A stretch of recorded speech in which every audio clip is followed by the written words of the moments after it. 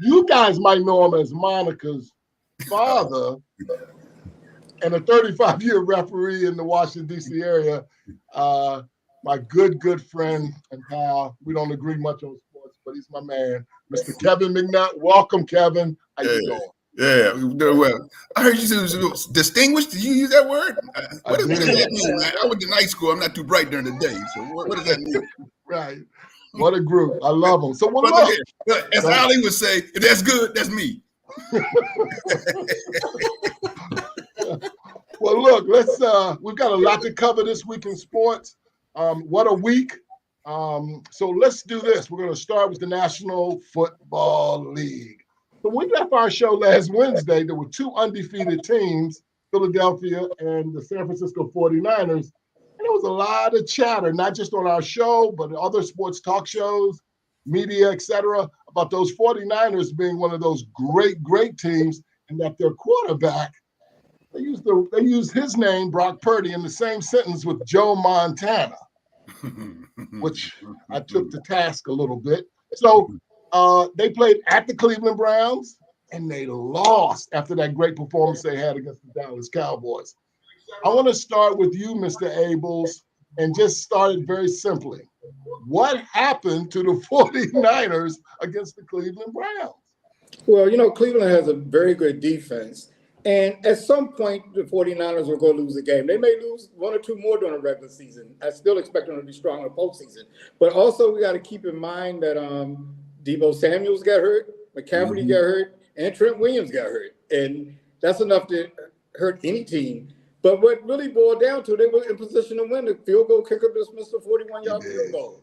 So they just ran into the Cleveland on the wrong day. Right. Well, Purdy's numbers was 12 for 27. I think he had one interception, one touchdown. He wasn't he was okay. He just wasn't as good as he was the week before or weeks before. So, Kevin, how good are the Cleveland Browns? Well, Deshaun Watson didn't play, and so the cat was a third-string quarterback that you probably could have outplayed. So PJ Walker, Temple University, shout out.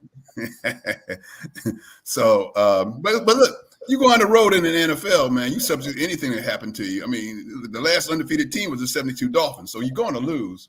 And again, we talked about this the other day, last week, about letting down. They had a big game against Dallas, national TV. They blew them out the joint. Nothing but praise, pats on the back. You got to go to Cleveland, ugly place to go, terrible stadium, the dog pound, all of that. And matter of fact, they even said, people expecting us to do the same thing we just did at Dallas. That's not real. Now, whether, like you said, a missed field goal with a 41-yarder, which is, they knocked that down to about 75, 80%. Right. But they missed it and they lost. So that's the NFL. Everybody's going to take an L. Or 3 or 4 before it's done. So listen, Go-Go, do you think what did you think of that chatter when they were talking about him and Montana? What is your thoughts on Brock Purdy? Do you think he's great, good, average? I think Brock Purdy, for a small amount of time that he has played, I think he's proven to be a good quarterback. Yeah.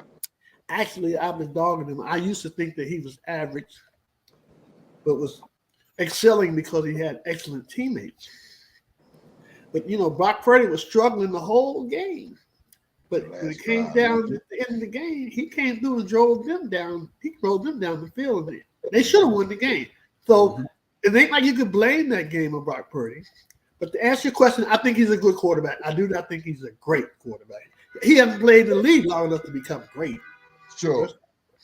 I think he's good, but I think he's overrated by the media. Well, I got to jump in. What you just said, man, because I think that's one of the most overused words in sports, Go-Go. Overrated? Great. No, great.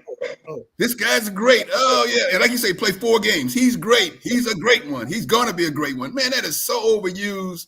And I just think that's announcers getting on the bandwagon to say that, I told you when. I told you, you know what I mean? Yeah, man, they thought it were great. I don't know. Well, you know what? I didn't mean to interrupt you. But, no, go ahead. I agree with you 100% because First of all, I want to give a shout out to my friend Richard Turner. Thanks for checking out the show, Rich. What's up, Rich? Hey, Richard, how you doing? I believe exactly what you said because a couple of people who went to St. Anthony told me you were great. And I did some research. And just as many said you were all right as if people said you were great. So you're right. That word great is overused. Oh. What were you?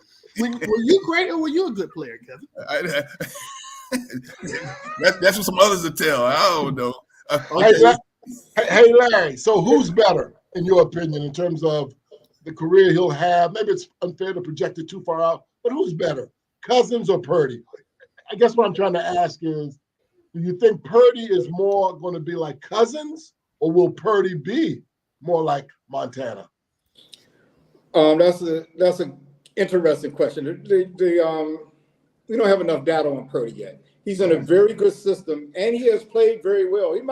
Some might even say he's played great thus far. He's had one bad game. Cousins, I'm not sure has ever been in a good system. And as far as natural ability, it's kind of hard to tell. If Cousins was playing in San Francisco's offense, he might look a lot better. Yeah. Too short of when we were talking about great far as Purdy goes, and I don't know who compared him to Joe Montana yet. There was a lot. Okay, there's a lot of chatter. There's been a lot of chatter. That's kind of crazy right now, but yeah, exactly. It's probably those ESPN analysts that got fired. Probably. No. He's there now. It's the quarterback from Detroit. He's on Stephen A's show. The one in the morning. Yeah. Orlovsky? Yes. Yeah. Dan Orlovsky. I don't know whether you watch that show regularly or not, but isn't he clowned every day? So I can't go by what a clown says. But, well, I mean, he kind of goofy, but he knows his stuff, especially when he diagrams. I dig him. So, Right. Hey, so let me ask you a question, and anyone can jump in, and we could, is there something really wrong with Deshaun Watson? Does he really have a rotator cuff issue? What's going on there? I'll start with you, Kevin, but I'd love to get you guys' thoughts on it. So here's the question. I got to throw it back to you, sir, back over you. Why is that out there? And and it's a rhetorical question. I know why it's out there, because he's not a high integrity cat. When the stuff first went down, I said this is some BS. He's been a model citizen, no complaints. Doing everything right. He was up for NFL Man of the Year and all this kind of stuff. Then he made some whispers like, "I want to get out of town. I don't like the ownership," and then everything broke loose. So for the longest time, I was resistant to saying that this was nothing but trumped up stuff because he wanted to get out of town and his media and all that. They're trying to sabotage my man. Then the numbers went from 1 to 3 to 20 and all this kind of stuff. Something's wrong. So he might be have a shoulder separation, I know something in the shoulder. Rotator cuff, they say. But you're asking a question because he's shown no integrity, no apologies. He gets the fattest contract in the history of the game for a quarterback. So is he just, he's got his fat wallet? Does he want to play? All this comes because his integrity is gone, and it's for the world to see. So you question him. Plus, he was cleared. Plus, his team doctors cleared him 2 weeks ago, and that day, the day of the game, he was a scratch. So I was just curious if there was more to this than I am aware of, and that's why I wanted to ask the panel of experts. I think the man got hit. He fell on the shoulder, and the shoulder hurt. His rotator. Why would you even ask something like that? What would make you think that? Because he was getting 1,000 massages a day don't mean he going to all of a sudden say, "Oh, my shoulder hurt." Of course, the man's shoulders hurt. Shit. Why would he want to sit out? Yeah, I agree with Earl. I don't know what his motive for not playing would be. And not only this, we talking about the NFL. The owner calls him and say, "You better clear this mug." He gonna clear him whether he hurt or not. Nobody can tell how somebody's body feels except their body themselves. If the man say his shoulder hurt. Shit. Okay. Yeah, that's why I wanted to ask the panel your thoughts. I wanted to make sure maybe my feelings weren't being, seeping into what I was hearing And I didn't know if you guys had heard anything differently. And if you're right, if his shoulder hurt, and he can't play, and he's not going to play till he's ready. So it's okay. I just wanted to get your thoughts on that. But you didn't answer the question. Are you asking beyond what the doctors say or what it say? Do you have a reservation that he really wants to play? No, I don't. I was just curious because I'm telling you, last weekend, the doctor cleared him. He was supposed to play, and it was a last-minute scratch. And then he didn't play this week, and there's been a lot of there hasn't been a lot of information coming out of there. So I didn't know, was something else at play here, and that's why I wanted to ask. No, I mean, and you're right. I mean, the whispers were out that hey man, he's the lingerer, he's milking it. Yeah. But for $300 million, and he's supposed to be a pro, but all that's going on under the bridge with all the 24, 26, 36, whatever the number was. So let me ask you. It's 230, Chuck, Kevin, not 300. It's up to 230 now. 200. No, it's 230 million. Oh, a million. Oh, that okay? You said 300 million. That's a $70 million difference. It's a number I can't comprehend for a football player. All right. So let me ask you about that conference. What's that? Is that the AFC North? Yes. So it has Pittsburgh, Cleveland, Baltimore, Cincinnati. And Cincinnati. Who's going to win that conference? Baltimore's going to win it. Go. Baltimore. Larry? I said Baltimore. Kevin? Yeah, with my man hurt, I heard since Burrow hurt, I got to go with Baltimore too. Oh no, Barrows is kind of back now though. He's playing well lately. I don't know. They only put up 17 at home against Seattle, so I don't know. Right. He played 2 weeks ago. Right. It was last week. Well, they won. They beat Seattle though, right? Yeah, 17-13. All right, let's get to the other undefeated team, the Philadelphia Eagles versus the New York Jets. Again, it looked like the Eagles should win that game with, Zach Wilson being the quarterback of the Jets, and they did not look well. And in fact, Hurts had 3 interceptions. So, Larry, what happened to the Philadelphia Eagles? Hey, everybody's got to lose a game sometime, but I thought Hurts played horribly. And I think their game management at the end of the game, they had a play right before they got their last first down. Running back, they run a sweep, and the guy goes out of bounds. Stops the clock for 40 seconds. And then on 3rd and 9, they throw a pass. They could have just run the ball, get tackled, run the clock down to under a minute, and punted the ball. For some reason, they didn't do it.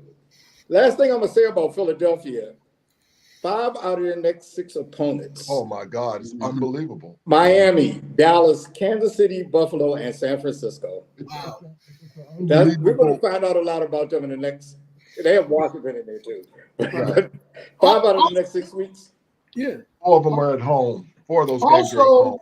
Also, there was a reason why I picked the Jets, because San Francisco has injuries, but Philadelphia has more injuries than San Francisco does.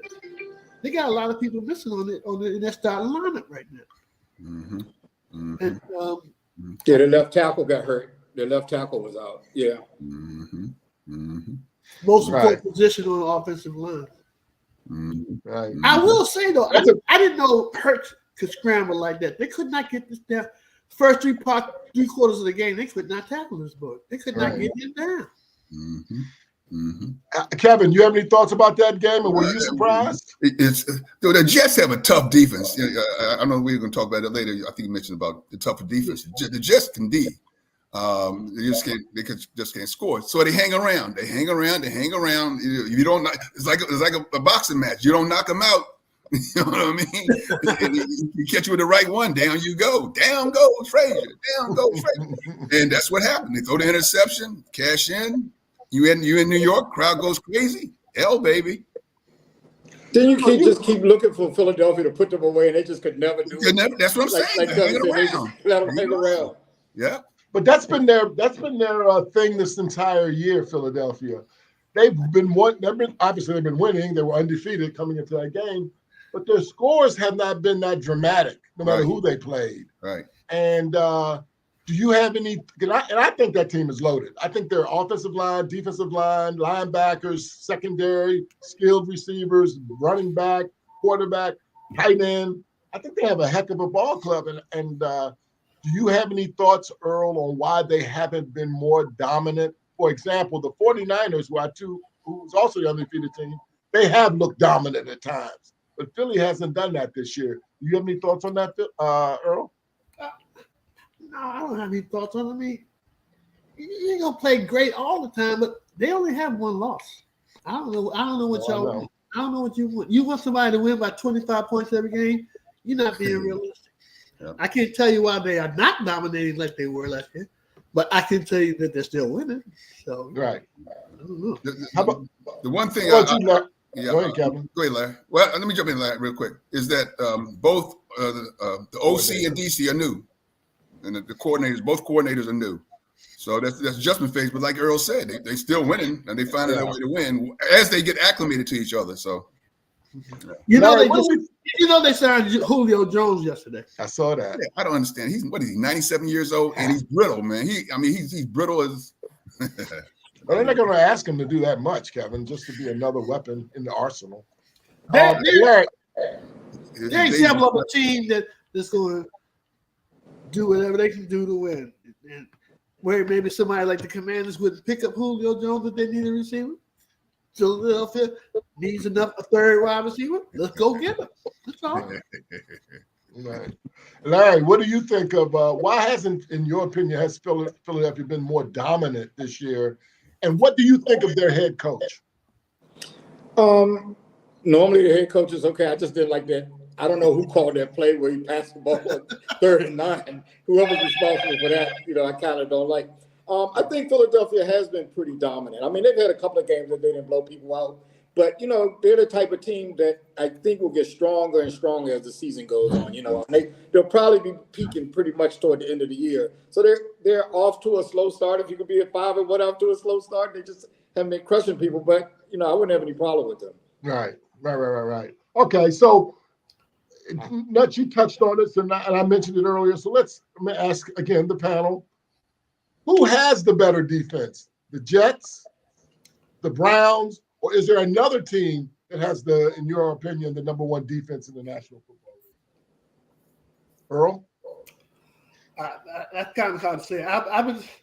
The Jets look like the Jets have the best defense to me. Even though if you ask me that and there hasn't been any other games played this year, I would have told you that the Browns have the better defense. But I think the Jets have the better defense overall. Larry? I think it's a toss-up, really. The Browns are like 3-3, right? Yeah, they really haven't had much offense. But gosh, I say Browns 1 and Jets 1A in the next couple of weeks. Browns got a serious defense. They have a serious. Yes. Myles Garrett is having a heck of a year. Although, well, I'll get to that in a second. Kevin, how about those? Is it the Browns? Is it the Jets? Or is it another team like the 49ers or the Cowboys? That's right. Well, I was going to definitely throw the 49ers in there. The Cowboys, they got a mess. They play some cupcakes in the Giants and the Jets, and they're on my fantasy team. So I was digging that. But then they got exposed against the 49ers. So in the 49ers, their defense is tough. I mean, Joey Bosa, I don't know which Bosa it is, but they got the goods. And those two linebackers. Yep. All right, let's do this. Let's unless you all have any other game you want to mention or talk about real quick, I want to start ranking some things. Is there a game you want to any of you three want to mention outside of those two games from this past weekend? Ready to rank anytime you are. All right, let's do it. All right, so give me your top 5 teams currently. Rank your top 5 teams. You want me to start? I'll start with you, Larry. Okay. In order, this week, I have San Francisco. Number 2 is Miami. Number 3 is Detroit. Mm-hmm. Philadelphia, number 4, and Kansas City's number 5. Those are all the 5-1 teams, and Detroit is the only one of that group that has beaten another 5-1 team. So they moved up to number 3. Right. Kevin, top 5? I think I got the same 5, but in different order. San Francisco, Detroit ahead of Kansas City because they beat Kansas City at Kansas City. So I can't put Kansas City higher than Detroit.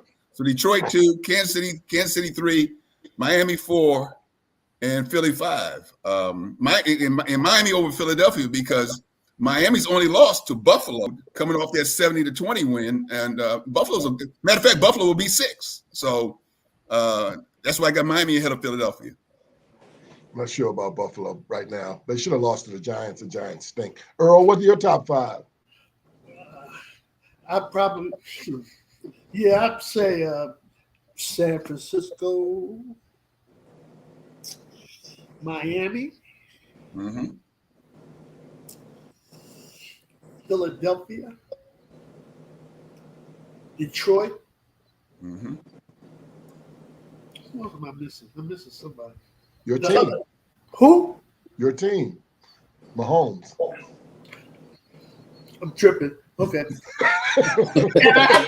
and I haven't partaken in any kind of foreign substances today. Yes, in Kansas City. There you go.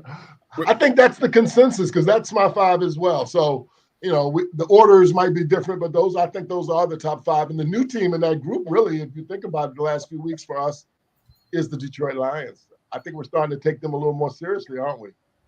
Yeah, I had Detroit. I'm not. You might be. I'm not. The Detroit Lions. Right. I mean, every team doesn't have to be horrible for 40 years like the Commanders, but it's Detroit. It's Detroit. All right. So if the season ended today, give me your MVP, your top 3 MVP candidates if the season ended today. I'll start with you, Larry. Gosh, Wow. this is who I think probably will get votes. I have Purdy, I have Tua, and I have McCaffrey. From the 49ers. Wow, nice. Yeah. Kevin, have you given us that? That's a consensus, and because Purdy is more of the quote unquote game manager, I give it to Tua right now. You put up 70 and you 4-1. I guess you got to throw golf in there if you want to, because it always seems to go to a quarterback. So, how about you, Mr. Rush? The 3 that you have, McCaffrey, Purdy, and Tua. I would go with those 3. Those are the 3 that I would top 3 that I would go as far as MVP. Right. The only person I would throw in there too, I just don't think Kansas City is loaded this year, and Mahomes has that team at 5-1. I'd throw Mahomes in that group as well. I love Mahomes, love him to death. He's not playing like an MVP this year, so I see that differently than what you do. Mahomes, right. They're winning, but they kind of struggling. But they're struggling because they don't have all the talent that they normally have. They made a trade today. They bought back from the Jets a wide receiver that was on their team. I don't even know the name. McCall Hardeman. Yeah, he was on that Super Bowl team, but they're I trying to find a receiver to help them. I wonder what the rest of the league is thinking when we're saying 2 5-1 teams are struggling. Philadelphia, Kansas City. You probably think you're a gambler and you lose some money on the line. And one thing I would say about Kevin, and I used to say that, but I don't look at that like now. You don't look at the lines? I used to look at Brock Purdy as a game manager. When I looked back at all his games, he was not no game manager. He was throwing that ball. He was making things happen, but he just got good talent. Just because you have good talent, don't mean you're a game manager. Yeah. So let me ask you this: how much has Shanahan got to do with that? A lot. I think there's a whole lot to do with it. Me too. Definitely. Yeah. For sure. Well coached team. Yeah. Yes. So the other night we were watching the Cowboys in San Diego, and I'm just going to throw in one comment, even though I shouldn't be saying this because I'm hosting. And that is, Brock Purdy was hitting guys who were wide open. I watched Herbert the other night against the Cowboys, missing guys wide open. And for a 260, and I hear Larry's going to get mad at me, but for a $260 million quarterback, that to me, I don't know. It didn't look good. It wasn't a good look as far as I was concerned. Charles, Guys you were wide open. You could be making $230 million. You could be making $10. Every quarterback ain't going to connect with every wide open receiver. Hey, Chuck. These guys are human, man. Yeah. Chuck, my only thing is, I don't care how much they make, can they play? He wasn't playing well the other night, so I he could agree. be making $10 an hour. Well, he played like a $10 an hour guy versus a $260 million guy. But anyway, all right. How about rookies? I know this is a tougher one, but give me your top three, or if you can't go three deep, I don't know, but give me your top three rookie. If the season ended today, who would be your rookie of the year? Top three. I'll start. In no particular order. I have Bijan Robinson for Atlanta. I have Devon DeChain, the running back for Miami. And I got CJ Stroud. Yeah, he's had a hell of it. He hasn't thrown an interception yet, has he? Yes. I don't think so. Yes, he did. Yes, he did. Does he this last week? Yeah. Oh, did he throw one last week? Yeah. Okay.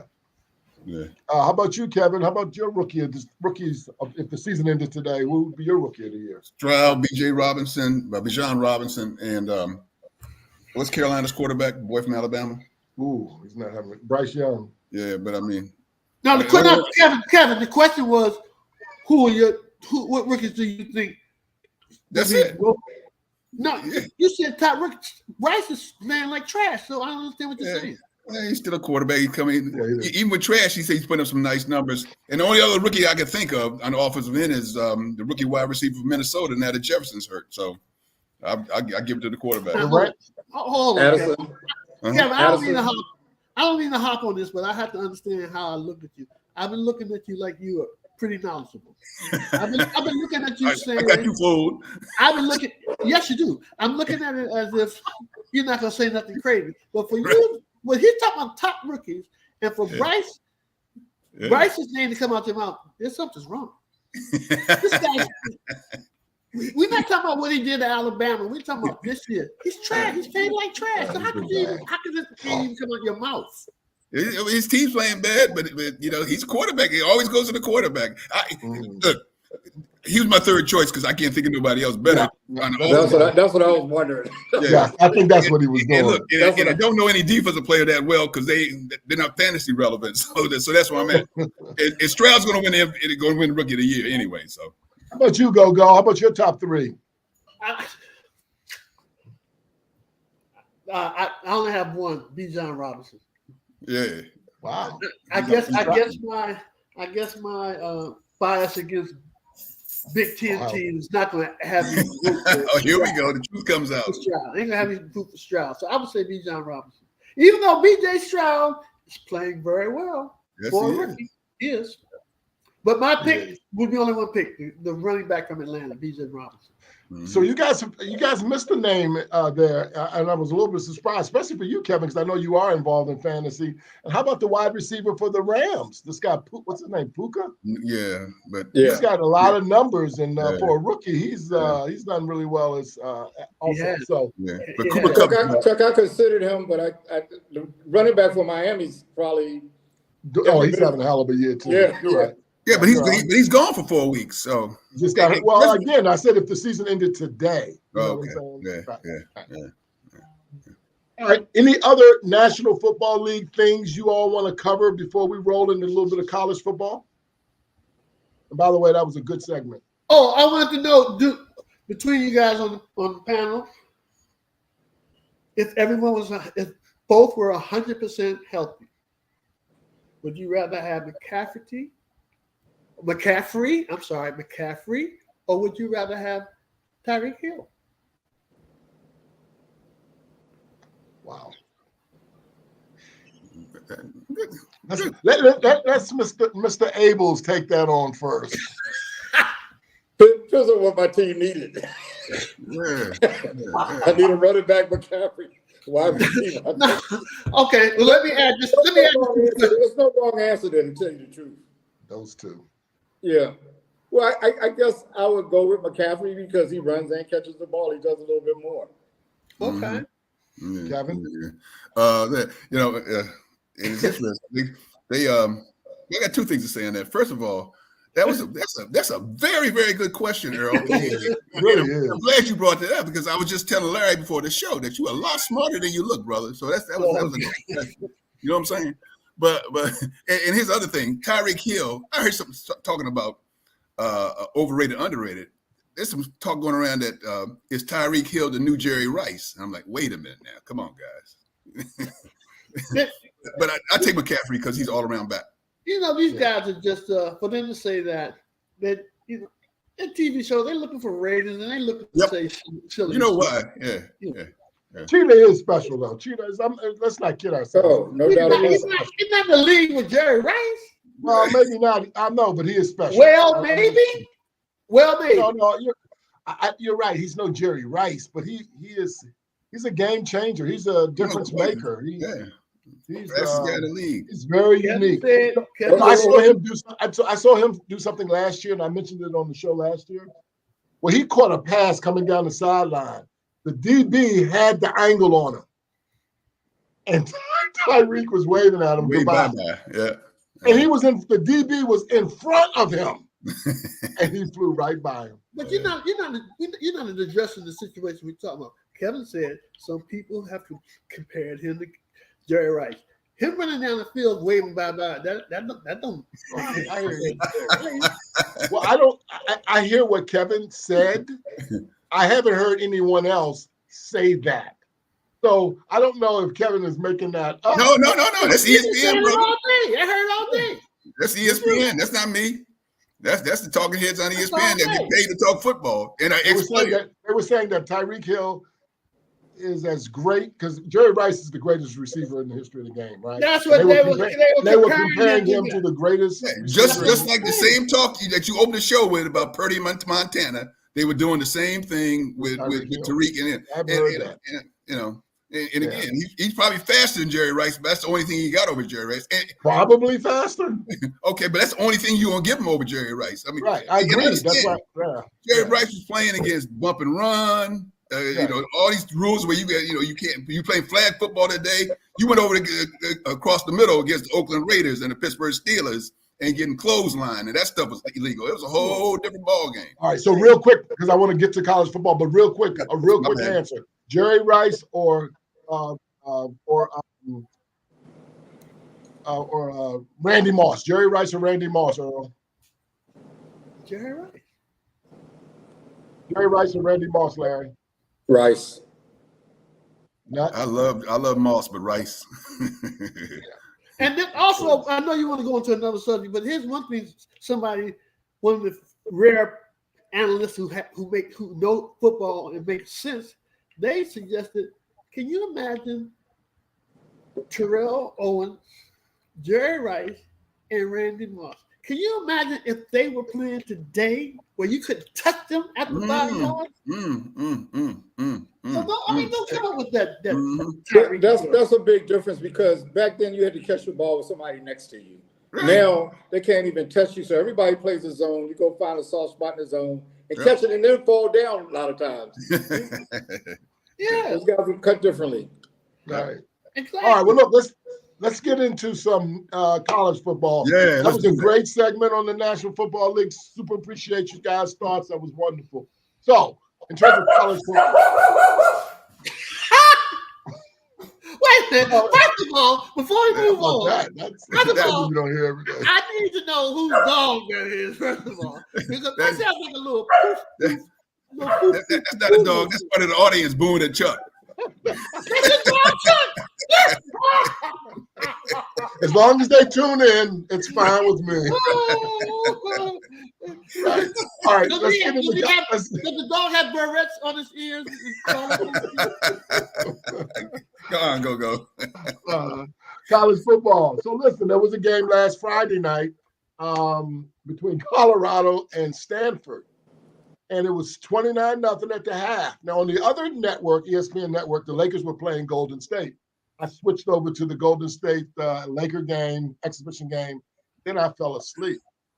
And when I woke up and saw that the Colorado Buffaloes lost, I was pretty surprised. Earl, do you have any thoughts or comments about that game before we get into some specifics about that game? Well, 3 weeks ago, I told you guys that Colorado won't win 6 games. They're doing a great job for where they were last year. They don't have the horses that they need on the offensive line or the defensive line.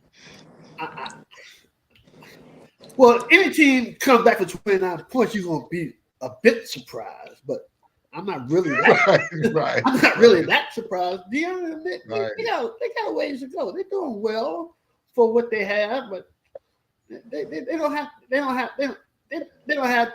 to the playoffs. We already know that. I don't even think they're going to go to a bowl game. Well, I wasn't getting to that because I got to figure out how they're going to get 2 more wins to be able to go to a bowl game. Larry, any thoughts of that game? Did you even see any of it? I saw the first late. half. I saw the first half. Were you surprised when you woke up the next day, Larry? No, I was up. I got the alert on my that it was in overtime. Then I turned to it. I have a question. Why are we really talking about a 4-3 team? That's Let me tell you why. I got a reason why. I know the reason why. We're not really talking about the team, but the 7 teams in the Pac-10 that are ahead of them that we never talk about. But they're not nearly as exciting. They don't score like they. I mean, Colorado can score. This team couldn't score. So can Washington. So can Oregon. Yeah. So can USC. So what are you saying? Well, I'm saying this team can score, and he's played those teams. He's played those teams. I think if they have any other coach, we're not talking about them. But they don't. They I don't. know. And that's why we are. Yeah. I'm not sure I understand that response, Larry. I really don't. Because they can score. So Well- they're 7th place in the conference. You know, they that was such a letdown. Get outscored 36-7 in the 3rd and 4th quarter. Oh my goodness. Right. But Larry, they could. I know if I could have, should have, would have. But that team, even though they are 4-3, they could be 5-4-3. They could be 6-1. Who? Colorado. Colorado. They could have won the Stanford game, and they could have won the USC game, not Oregon. Yeah, they Oregon, only lost by 6. And they could have lost to TCU. So I mean, same type of thing. They won close. No, I couldn't believe they couldn't score in the second half. I mean, Right. They scored 2 touchdowns. No. but in the third and fourth period, they were outscored 36-7. Right. Oh, okay. No, Like I think it was 36-3, Larry. It was 36-3 because the touchdowns came in overtime. I think they got 7 in the third or fourth period. They got one. Seven? Okay. Yeah. Okay. But the answer to your question, you already know the answer. Yeah, it's Deion. Yeah. They say marketing is off the chain over there with what he's marketed and brought to them. And it's all about Deion for several reasons. Black coach from Jackson State. He's even said, "I'm here. You guys are following me because you're black. You want to see me fail." I mean, 1-11. He's the only one in college football history who say get going everybody and brought in a new crew in the portal. So that's intrigue. It's the Deion show. That's what it's about. That's exactly why. I was asking somewhat of a rhetorical question. Yeah, Normally we wouldn't be talking about a team that was number 7 in the Pac-10. Exactly. That's Deion factor. I think they're entertaining too. I don't know about you guys, but I've enjoyed watching them play. They're entertaining as heck. Hey, They can score, man. Everybody can't put up those kind of numbers that they're putting up. The quarterback had 5 touchdowns, 400 yards. What else do you want Shedeur to do? I want to say, Go. Larry Go. asked the best question on the show today. Why are we talking about this? Why are we talking about a team who allows a receiver to get 300 yards in one game? We don't need to be talking about that team. I was going to It bring could that be up. Deion, it could be Shaq, it could be Jay-Z coaching. I don't care. We don't need to be talking about that team. That's a good Not right now. I disagree. 300 yards. 300 yards.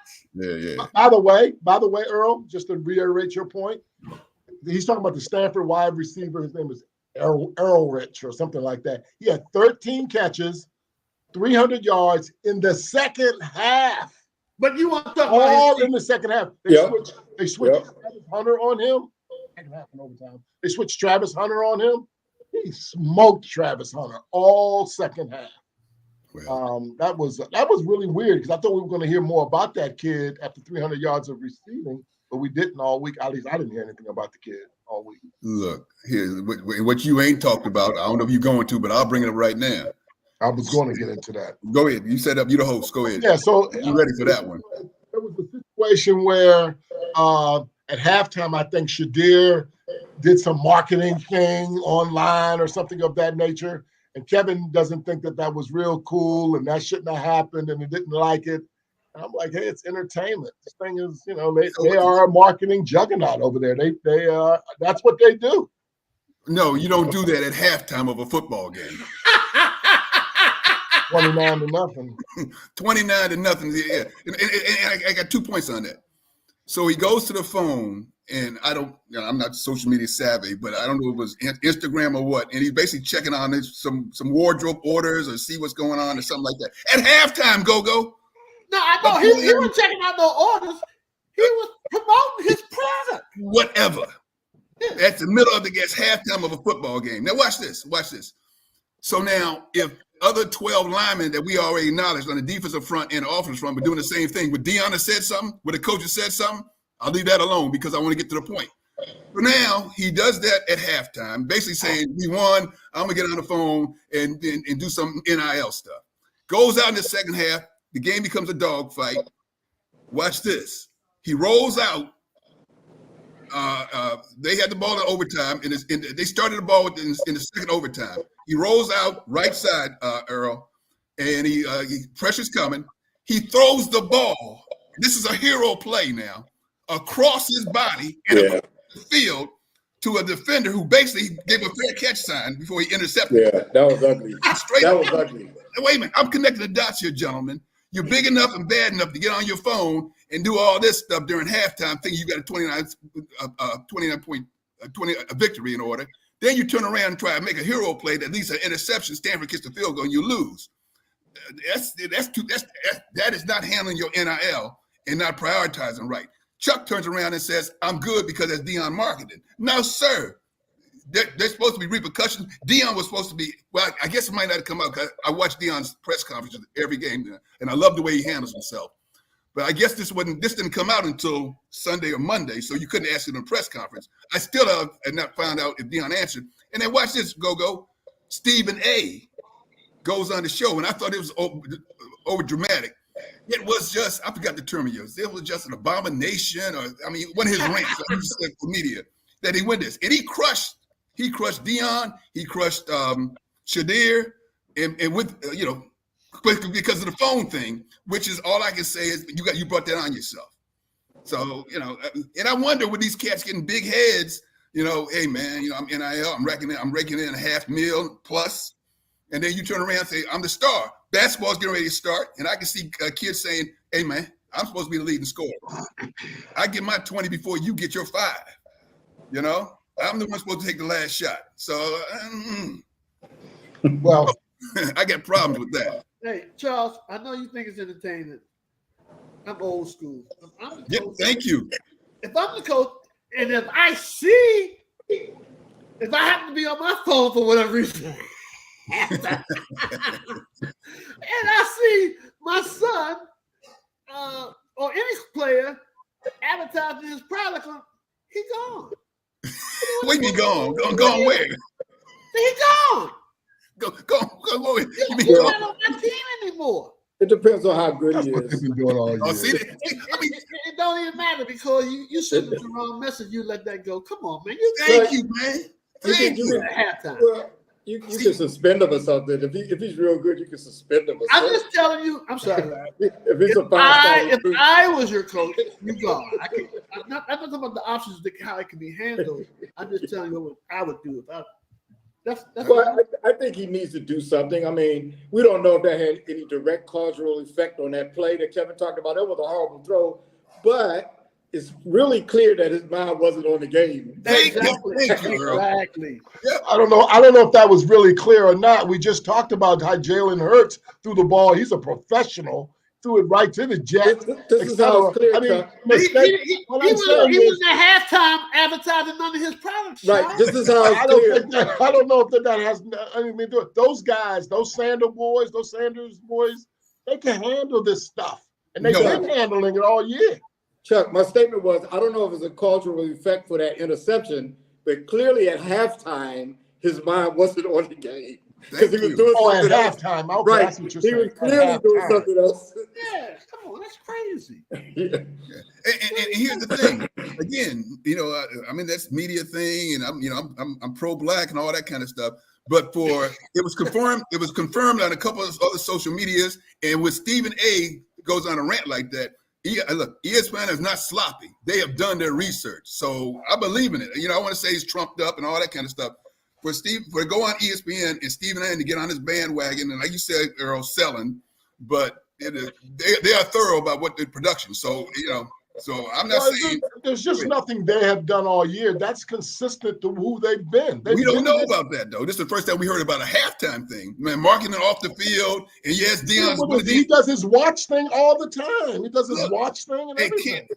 One of Deion's sons is with him 24/7 videoing for a documentary or something they're gonna push at the end of the year. I got that, but that's just beyond the call. At some point, you got to have blinders on. And we playing football. We got 30 minutes of football to go here. Unacceptable. I saw the whole family in a Kentucky Fried Chicken commercial over the weekend, a national commercial with the daughter, the 3 sons, and Deion in a national commercial. I was like, it's really leveraging this whole situation. So That's the second. That's the second question I got after Larry.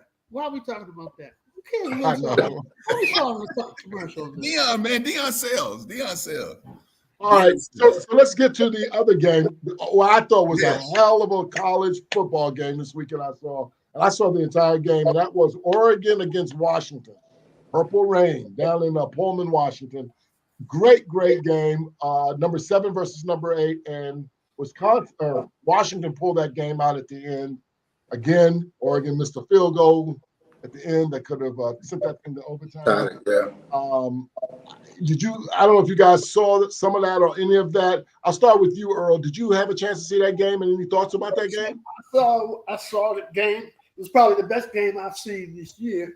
I agree. And now we should be spending a lot of time talking about Washington instead of Deion. Not just us, the national media. That quarterback, that quarterback for Washington is totally unreal. Michael He's the Heisman Trophy winner. Right now. I agree with you. Not right now. He's going to win it. Nobody's going to come close to him. Yeah.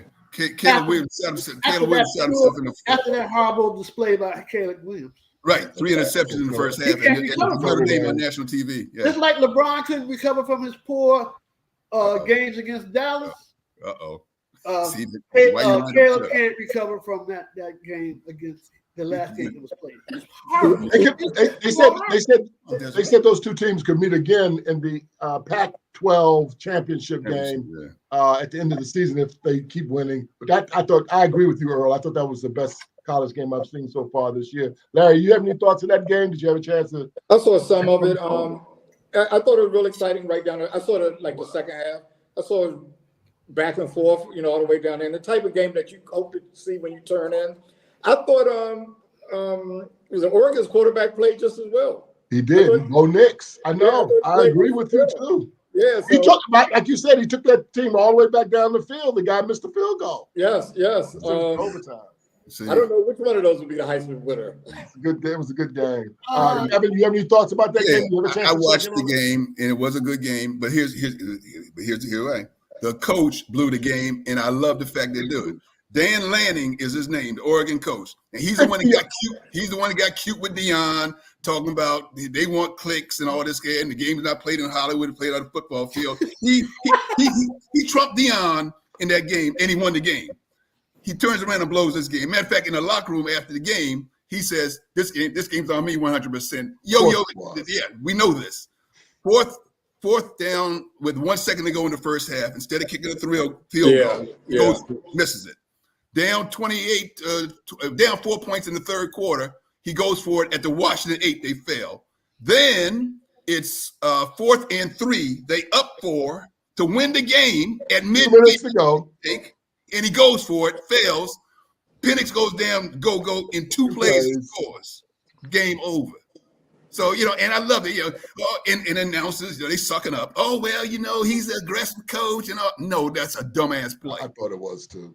And watch this. And these announcers are talking, well, the analytics say go for it. Let me tell you something. if they just punted that ball and forced Washington to go 80 Go yards, 80 or 90 yards. yeah, the percentage of doing that is like 11% guys that have to start 80 yards, go for a touchdown 11% of the time. I play those odds, especially to get you, like you said, go the Heisman Trophy winner. Get out of here, man. I'm so glad that white boy lost. I can tell you. When you want to know something, and it happens all the time, but I don't understand how a team can stop another team from making the yard. And you can't get 1 yard. There was 3 on that particular play, but I understand what you're saying. You're right. Yeah. It was 3. It was 3 yards. Oh, I thought it was in 1. Okay, 3 yards. The last one possession was like 1 yard, right? No, it's 4th and 3, gentlemen. I looked at it. I mean, earlier possession. Yeah, but it was right before the half, so they should have point. You know what I mean? And guess what? They lost by 2 or something like that. You know what I mean? 3, yeah. They had just held Washington on their goal line just a little earlier in that fourth quarter, so their defense was playing well. I was shocked that he didn't punt that ball. Yeah. You know, but So again, I think you guys have already answered it, but I'm going to ask anyway. If the Heisman was given out today, who would you give the Heisman to? You said Penix. I know. That's what I'm asking him. Okay. Yeah. Quarterback from Washington. How about you, Larry? I guess I'll go with that too. I mean, you know. Kevin? I defer to you. I know you're the college football guru. You watch a ton of it more than me, but I ain't seen nobody better than Penix on a little bit of football I watch. Yeah. Well, Caleb had until this past weekend. He had played it very well. Kind of sabotaged himself. Yep. Yeah, I did. Yeah. Yep. I know I'm being picky and technical, but you said their defense was playing well. Neither defense played well the whole game. Well, just because you stopped somebody one time. Right, they did it 2 different series down. Okay, you stopped 2 different series, but the team scores 39 some points. They play good defense. Come on. Yeah, I thought they did play good defense. How could they? What was the score of the game? It was 36-33.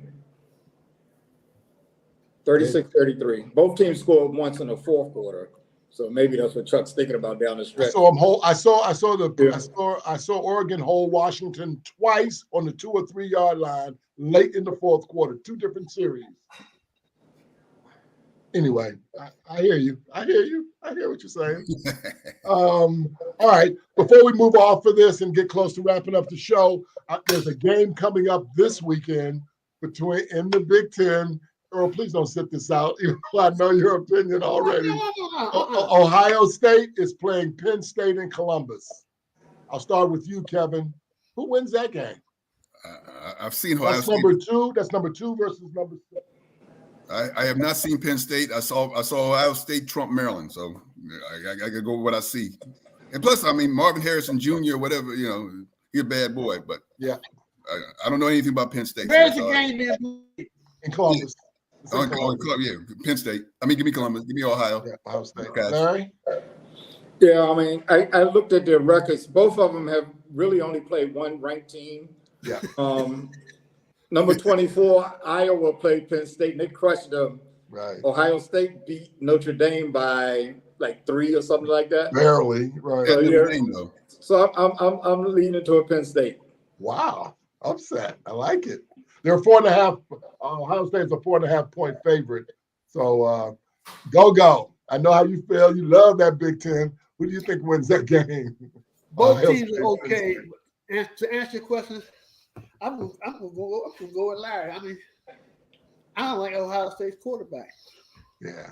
So I'm gonna go with Penn State. Oh, good. Well, where you at, Chuck? Because it's in Columbus, I'm going to give the nod to the Buckeyes. I'm not a huge Penn State fan because I think they're so vanilla. But anyway. Do you think they have a good quarterback? I don't even know their quarterback, Go. I don't think so. They haven't, like Larry said, they haven't played anybody this year.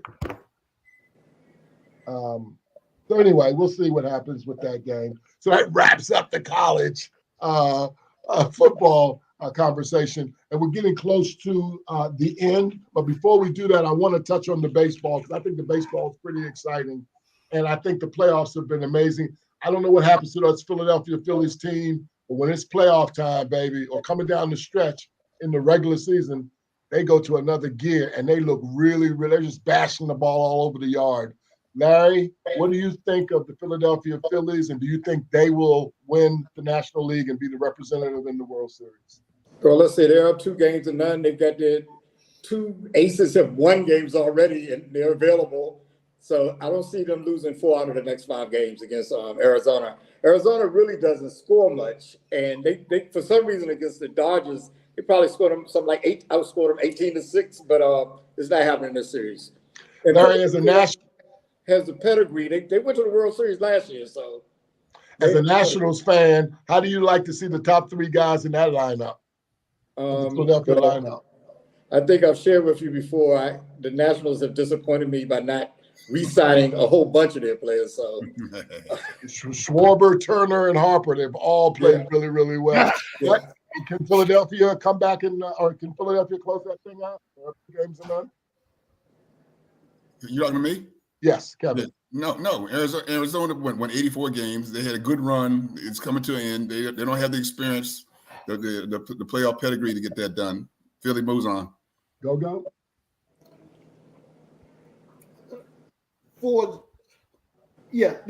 Arizona's getting swept. Yeah, Philly's Let's switch to the other conference with Texas and Houston. Now, Houston's down, 2-0, I think, right? That's correct. Can they come back and take Texas? I think they play tonight, matter of fact. Yeah. Can the Astros come back and beat Texas? How about you, Kevin? I'll start with you. Your boy's on the mound today too. Sure. Scherzer. The guard, the Warrior guards, Matt Scherzer. Yeah, he's on it. So and he's rusty. He hadn't played. He's played been up and down. Astros went today. He's back in it, and I'm going. If Dusty's there, I'm down. All right, Larry, can Houston come back and win this? Again, I don't like the odds of some team beating the team 4 out of 5 times. That's kind of tough. Plus, Texas is playing very well. They knocked off the Tampa Bay team that had 99 wins, the second most wins in the league, and then they knocked off the Orioles. They had 101. So right now, they seem to be pitching very well. Again, they all have their 2 aces to start the lot. To finish more in the series, if they got to go 6 and 7, I'm liking Texas, even though I don't want them to win. Right. How about you, Go? Sure. Texas and Philly are going to the World Series. Philadelphia will win the World Series. Okay. And watch that. Doctor, guys. Let me follow up on Gogo on that. I'm not so sure Major League Baseball is happy with this, and so don't be surprised if they change the format because Larry made this point last week. All them teams that won 99 and over 100 games ain't in it. And they might turn around and say these short series, help them make everything 7 games. Mark my words, if they do that, baseball is going to be playing in Christmas. What happened, Kevin, was all those teams that had a bye, it was 4 teams that had a bye. The only one that's still in it is Houston. Is that right? They was off like 5 days, and 2 teams got eliminated like that last year without making it to the league championship series. This year, 3 teams got eliminated. So it might be something about sitting around for 5 days. Whatever. Major League Baseball ain't happy because as they're marketing. Because I really don't care. Right. So Phillies had some intrigue, and if Houston gets back with Dusty, I'm in. But if they don't, I don't care. Yeah. And I'm not. And I'm just a casual fan. Like you guys are more into it than I am. So I'm telling you, Major League Baseball, and they're always slow to react. They got a horrible commissioner. They might tinker with the format. What they're trying to do, and they used to, for his long time, they said our regular season is something our best teams are here. They sold that out to try to get more teams interested in making the playoffs. Keep more teams involved. Yeah. Teams that pop out. Yeah. So I'm not going to land this thing. I don't look like it in the hour because I want to touch on one other thing real quick. The NBA. I want to get you guys really quick responses. Victor Wembanyama. Have you seen him, Larry, in the exhibition season? What do you think real quick? Yeah, I saw him play the Miami Heat the other night. He looks like a perimeter player on offense. Mm-hmm. At 7'5" or whatever. Mm-hmm. He's going to be a matchup nightmare because he can get a shot off of anybody. And the other thing that I think he's good on, and I wonder if people go to sleep, is defense. Because even when people beat him, He can He's so catch up with long. them and block his He's shots. so long. Even if they have 2 steps on him, he can still block their shots. So All right. Go. Your reaction to seeing him now in exhibition season so far. For what I've seen, I'm going to take a quote from your man, your son, LeBron. Everybody's talking about unicorns. This guy looks like an alien to me. He's Kevin? unreal. He's Yeah, unreal. he is. It's so long. Kevin? Yeah, he is as advertised. But I mean, I will say this: Wemby Light is Chet Holmgren, who didn't play last year. So both of them are going for Rookie of the Year, and actually Chet's on a better team. But the cat is as advertised. He's must watch. All right, real quick. Can the Aces are up 2-1 over the Liberty. They play tonight in New York. They've got some injuries. Larry, will the Aces still win the WNBA title? oh, that's a good. Yeah, they lost one of their best Point players. guard. Yeah. Point guard. And the center is hurt too. I think that the Liberty will win tonight, but I think Las Vegas will ultimately win the series. Go. It all depends how long that center is out. If I knew how long it was out, I could give you a definite answer. I just don't know. If she doesn't play the 5th game, Oh yeah, yeah, no, the Aces can't win. Kevin? I speak with the honorable guys to my left and to my left. I have no clue. I have not watched. Okay. Closing comments. What do you say? I think the Aces are still going to win, but I do believe it depends on that point guard, her foot, if she can get back on that floor. I do think the center is key, but I think that point guard is who drives that team. Anyway, any closing comments? And we'll start with you, Larry. No comments this week. Mr. Sports Doctor, anything you would like to say? Closing comments? No, because I haven't said anything stupid the whole show, so I'm going to go out while I'm ahead. I don't have anything to say. How have I done? How about me, Earl? Have I said anything? No, you waited too long to get to baseball, but other than that, you did a great job. Kevin, any closing comments tonight? I just had a real quick one. Cheryl Miller was on a podcast. Oh, yeah. Talking about how she scored 105 in a high school game. And Cheryl Miller, I had to look that up, man. She is so accomplished. I couldn't believe that she was actually talking about. She was one of the most. She scored 3,000 points in her career, 4-time All-American. Naismith played a year 3 times. That's just college. The NBA wasn't alive when she left college, so she never played there. But she was drafted by a men's team called the American Basketball League. But yes, she is on a podcast talking about a game in high school in which she scored 105. I looked at the score, gentlemen. It was 179-15 that they beat the other team. I remember that. That is horrendous. I have refereed in this town, Go. H.G. Woodson played Cardozo because Cardozo, and they beat them 105-3. They pressed for 3 quarters. They pressed for 3 quarters. So for her to post a number like that is nothing to be proud of. That is nothing to celebrate. I don't even know why she even brought it up. No. You don't have to do that. That's humiliating. I don't know where sportsmanship is. At the high school level and below, you don't do stuff like that. College and pro, you're on your own. So I really got upset with that, mainly because I'm a referee and I refereed several of those kind of ball games, and that's not sport, and that's not sportsmanship, and it's actually on the coach for doing some nonsense like that to let you stay in the game and get a number. Then I saw today, but never mind, I'm out. Right. Well, No, there's been a lot. It's good we made the rule that you can't contest or talk about someone's last statement. That's all I have to say. There've been a lot of examples of those of teams that have run up scores. I think there was a coach in Texas one time. He got fired from his job because the same thing happened, and they didn't press. He played his bench, and they ran up a score. And okay, well, we'll talk after when the show's over. Right. Okay. Hey, listen. I know we ran long on social media. Thanks for tuning in. Thanks for following up the panel. You guys were unbelievable again tonight. Appreciate that. We'll see you next week. Yeah, thanks. Take care.